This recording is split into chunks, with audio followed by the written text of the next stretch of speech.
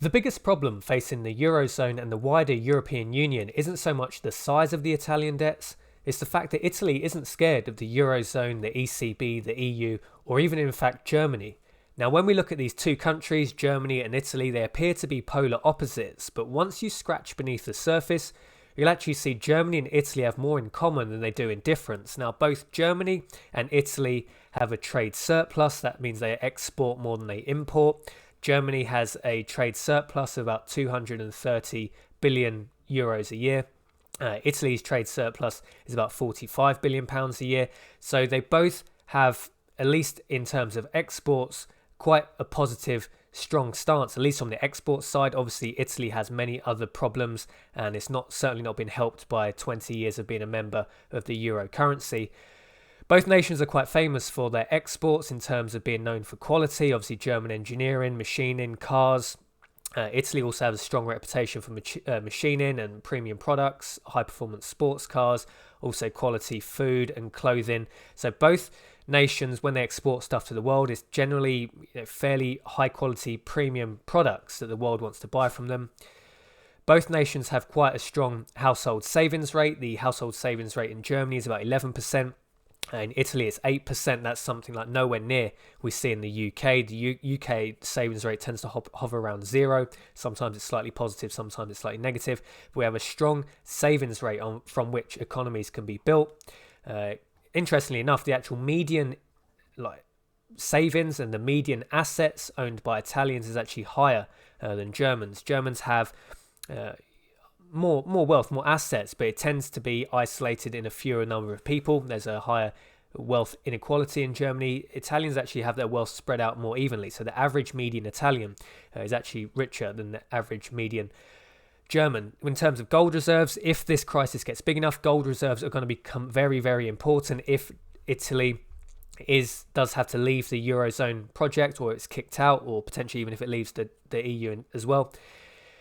Gold reserves will be a critical factor in re-establishing a currency, the lira. So Germany and Italy have the second and third largest gold reserves respectively. Germany has more than Italy.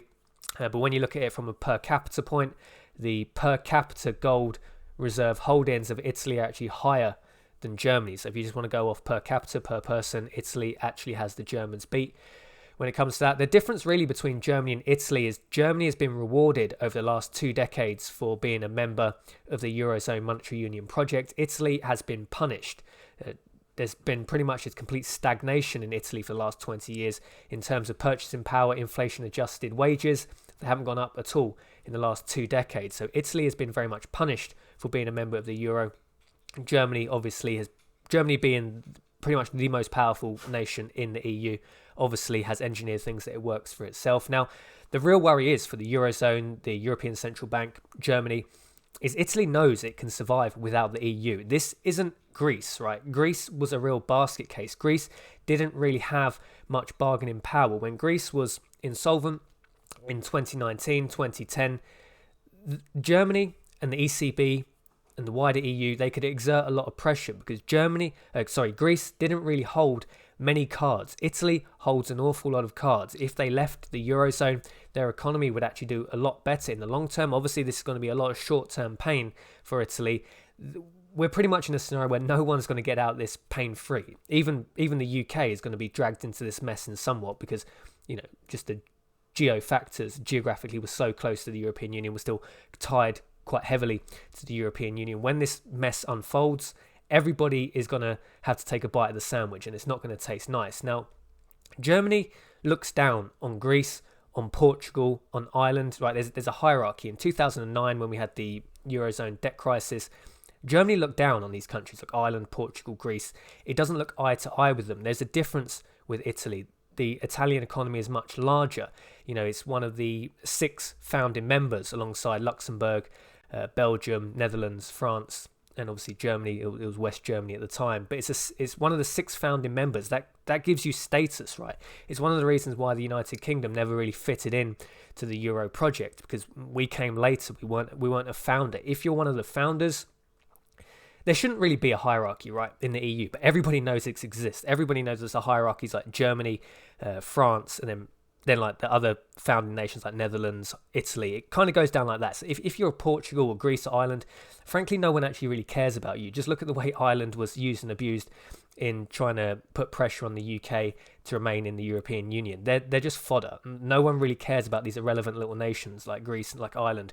But people do care about Italy, because if it leaves, it really sends an ideological shock through the whole of the EU. A founding member, one of the original 6, leaves. If that happens, the project has essentially failed. I mean, they could handle Brexit, right? Because the UK never really fitted in. We've never really seen ourselves as fully European. We've always been like British or English or Scottish, whatever you are, more than European. This project is different when it comes to the big 6. So Italy knows it's got power. Italy knows it can bring the EU down. And you'll see this in the way that Italian politicians talk to the German politicians, right? When the German politicians attack, say, Greece or Ireland, the politicians on these countries don't really attack back. Maybe it's the fiery nature of Italians, but the Italian politicians don't take any crap from Germany. If Germany says something, they'll attack back just as ferociously. It's because Germany and Italy really have to look each other in the eyes. It's to do with the size of the economy. It's to do with the savings rate. It's the fact that the Italians know they can survive without the EU. You know, Greece would have been a real mess. Ultimately, it probably should have left the Eurozone project anyway. The real problems we're seeing now in the Eurozone are because they didn't fix the problems in 2009, 2010. They kicked the can down the road. Now we're catching up with the can. The problem is the can's so much bigger now, because it's not Greece, it's not Ireland, it's Italy, and Italy really matters if you want the Eurozone and the wider EU to survive. Now, potentially Italy could be in better shape post-Ital leave, Ital exit, however you want to call it, because Germany could potentially be left, holding the bad debt. If Italy just says, look, you know what, we're not doing this anymore. The $2 trillion in bonds, the hundreds of billions that is held by the ECB, by German banks, you just deal with it. It'd be very painful. But I think Italy's getting closer and closer to the point where it may potentially go down this road. So it's all really a wild card at the moment. I mean, no one's really talking about the power that Italy has. And as the days go on, there's less and less incentive for Italy to make this Euro project work, because Italy will outlive the Eurozone project. Some of the small tin pot states, the irrelevant ones, they have a lot more to gain by just clinging onto this thing. Italy really doesn't. I think Germany's very aware of this. Just look at the way when the German politicians talk to them, they attack them, but it's with mutual respect, because they have to look the Italians in the eye. They can't look down on them in the way they did look down on Greece in 2009. So it's really interesting. I think ultimately one of the things that may happen, the real wild card, is if Germany leaves, because if Germany thinks, well, the Italians are just going to wipe us out, we just need to preemptively get in there, and maybe Germany leaves the Eurozone project before Italy. It's going to get wild now. Like the next 6 months, a year, 2 years are going to be wild inside the EU. I mean, I don't say it like with any kind of glee. Brexit was all about loving Europe, disliking the EU. Hate's a strong word, but we love Europe. We dislike the European Union project itself. It's going to be a real wild card now. Who knows? Will Italy leave before the UK? Will Italy just get out before us? Maybe will Germany leave before Italy? Maybe Germany even leaves before Brexit fully happens. I don't know. It's a pretty wild one anyway. And the last story I want to talk about today is it's just an interesting one, what's happening in the stock markets at the moment. So the FTSE 100 logs best week since 2009 on hopes of crisis easing. Britain's FTSE 100 logged the best week since early 2009 on further stimulus from the US Federal Reserve and expectations among that the coronavirus could soon ease. I think this is wild. The fact these stock markets are going up, best week since 2009. Now, I know bear market rallies can be, quite strong, because if everybody's short, then everybody has to unwind their short position. But this seems to be more than a bear market rally. This is the stock markets turning back now into bull territory. Is this really appropriate when we're only in mid-April and this thing hasn't played out? We don't even know the strategy at the moment, what the UK government is doing. There's noises being made now that we're just going to hang on for the vaccine. We're going to wait 1 year, probably about 1.5 years for the vaccine. Now, the total lockdown state at the moment will probably end, but you're talking some sectors of the service industry remaining closed for the next 18 months. Things like theatres, things like cinemas, possibly like many sporting events, like places where people gather in close congregation could potentially still be closed for the next 1.5 years. I mean, most people will be back to work probably in the next 3 to 4 months, because the economy just won't sustain that. I mean, the data's still pretty similar from America.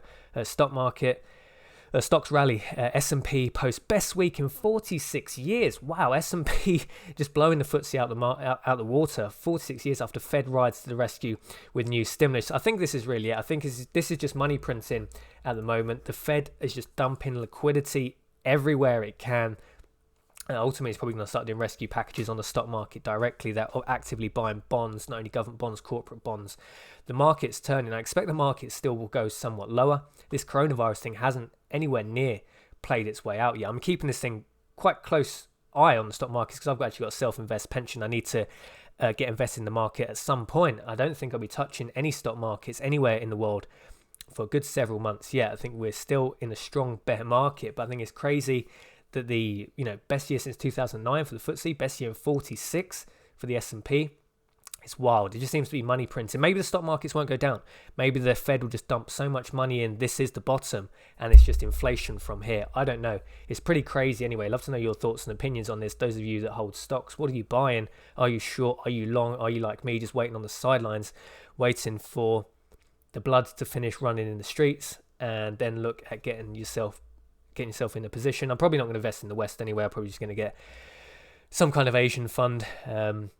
But that's by the by. We'll talk about that more nearer the time. Thanks for watching this video. Jason from Liberty Bunkers sign off. Let me know your thoughts and opinions. What are you buying? What are you long? What are you short? And what is going to happen? Will Italy leave before the UK? Will Germany leave before Italy? It's pretty wild now.